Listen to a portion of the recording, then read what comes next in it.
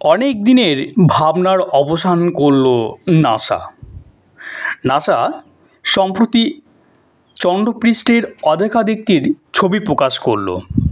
অনেক দিনের কৌতূহল চাঁদকে নিয়ে সেই কৌতূহল শেষ করল। চাঁদের যে অংশটি আমরা দেখতে পাই না, অর্থাৎ পৃথিবী থেকে আড়ালে থাকা দিকটির ছবি, অর্থাৎ চাঁদের ডার্কার সাইডের ছবি প্রকাশ করল নাসা। নাসার ছবি অনুযায়ী যে অংশটি অন্ধকার সাইড বলে জানতো তা আসলে অন্ধকার নয়। সেই দিকটিতে একই রকম সূর্যালোকে ঝলমল করে। চাকচিক্য এতটুকুও কম নয়। সম্প্রতি নাসা তাদের ইনস্টাগ্রাম পেজে ছবিটি আপলোড করেছে। জানিয়েছে অদেখা দিকটির গল্প, যার সারাংশটি ঠিক এমন। এই হলো চাঁদের সেই মুখ যা আমরা পৃথিবী থেকে দেখতে পাই না, তবে একে চাঁদের অন্ধকার দিক বলে অভিহিত করা সর্বার্থে ভুল।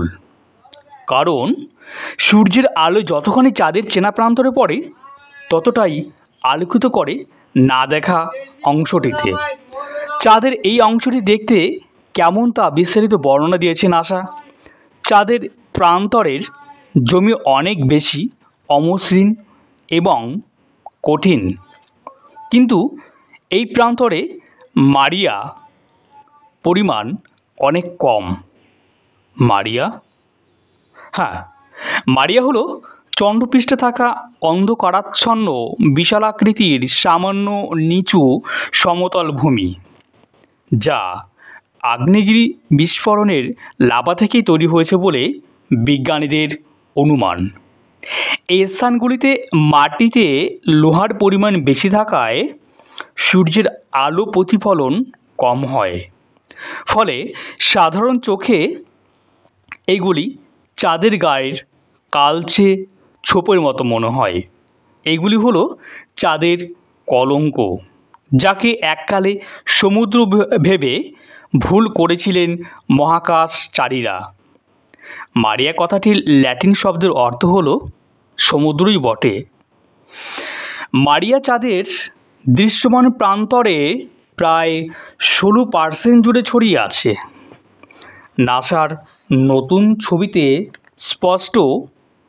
উল্টো পিঠের ছবিতে চাঁদের কলঙ্ক অর্থাৎ মারিয়ার ভাগ অনেকটাই কম।